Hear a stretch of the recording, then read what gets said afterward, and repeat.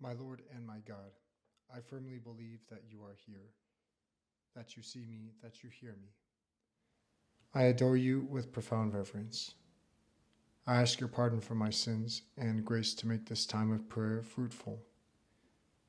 My Immaculate Mother, Saint Joseph, my Father and Lord, my guardian angel, intercede for me. Jesus, many times we feel guilty about having gotten angry. But then we also wonder about the circumstances and think, well, how could we not have been angry? For example, if a child is being disobedient and disrespectful and is hurting his or her brothers and sisters, well, very easily we get angry and we scold that child and we send them to their room and we punish them. Or if we're at work and someone is doing shoddy work, well, when we confront that colleague, it's hard not to be angry because their bad work is causing problems for the entire rest of the team.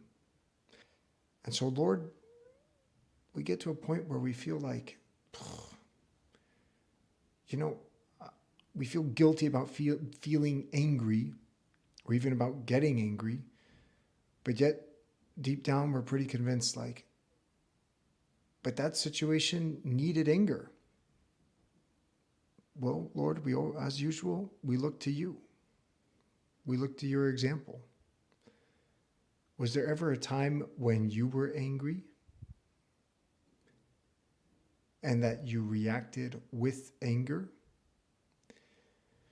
It turns out there is a time, and it's one of those events that we read about in today's gospel. And Jesus entered the temple and began to drive out those who sold, saying to them, "It is written, my house shall be a house of prayer, but you have made it a den of robbers." That's St. Luke's version of the story. Just a couple of verses from chapter 19. But if we turn to St. John's version, which he tells in the second chapter of his gospel, we get a few more details. You walk in the temple, Lord, and you look around and you see people buying and selling oxen, buying and selling sheep, buying and selling pigeons. And moreover, since people travel from far and near to come to the temple in Jerusalem to worship God, there are tables and tables of money changers exchanging currencies from all the different countries in the ancient world. And Lord, you are filled with anger. And not just kind of a smoldering anger, and you stand in one corner and think, how dare they do this? No, you go and make a whip of cords, and you begin to drive out the sheep and the oxen, and you pour out the coins of the money changers, and you overturn their tables. I mean, Lord, if we stop to think about this scene, to think of you getting more and more frustrated, more and more angry look building up over your face, and then somehow or another you get a hold of a rope, you break open the gate of the oxen and you start smacking them and they go stampeding through the temple courtyard. And the same thing with the sheep. And then you're shoving the tables and turning them over on which the pigeons are kept in their cages, and the cages are busting open and the pigeons are fluttering about the temple, and the angry vendors are starting to confront you and yell at you and shove you, and you yell back in their face, telling them what they're doing wrong. My house shall be called a house of prayer, but you have made it a den of thieves. Or as St. John's Gospel puts it, Take these things away. You shall not make my Father's house a marketplace.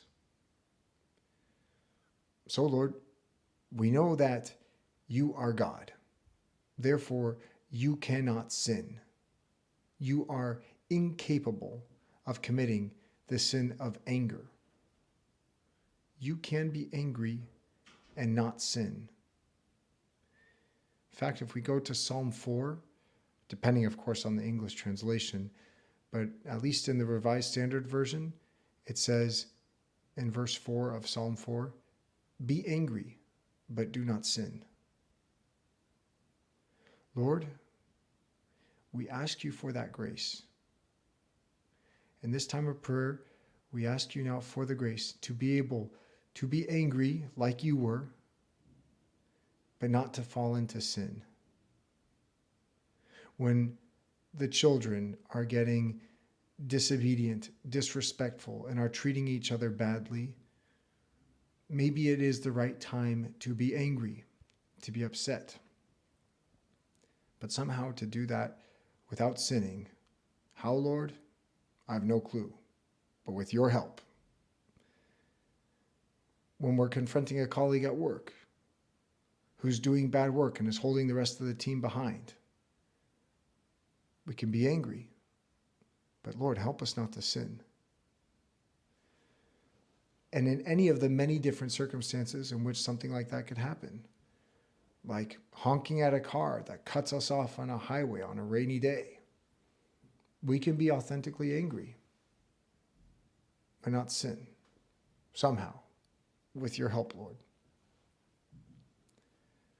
Or if someone is spreading lies about our family, we can go and talk to that person and insist that that is unjust and untrue, and be rightfully indignant about those lies. Like you, Lord, in the temple, we can be angry, and with your help, we will not sin. How do we do that, Lord?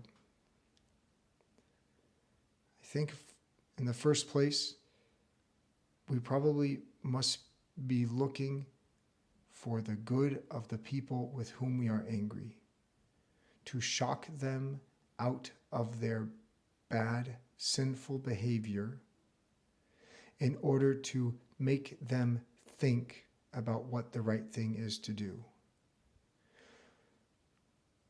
These merchants in the temple must have been so occupied with their work that the exhortations of some unimportant carpenter from Galilee must have been of little importance to them. Lord, we do not know the story of what happened to these money changers and to the men and women who were selling oxen and sheep and pigeons. But maybe a few of them, and maybe many of them, after having their tables flung across the temple courtyard, after having seen their oxen stampede out of the temple, after having seen their pigeons flutter up into the air, and hearing their coins jingle as they bounce across the stones of the temple courtyard, maybe in the aftermath of that heated interchange, at some point must have thought, you know what, maybe he was right. But Lord, we need your grace. If we are to have that effect on other people through righteous anger, we need your help. We ask you for your patience and your wisdom in order to know when are the right moments to act upon righteous anger.